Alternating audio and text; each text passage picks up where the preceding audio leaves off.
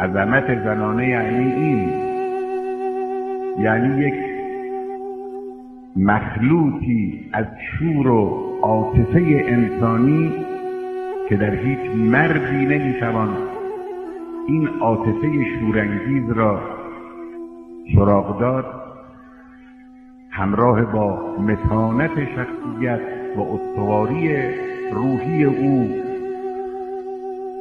که همه حوادث بزرگ و خطیر را در خود هضم می‌کند و بر روی آتش‌های گداخته شجاعانه قدم می‌گذارد و عبور می‌کند.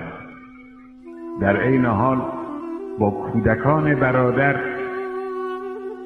و بچه‌های پدر از دست داده اون حادثه عظیم در میان اون طوفان شدید مثل سد مستحکمی برای آنها امنیت و آرامش و تسلی ایجاد می‌کند.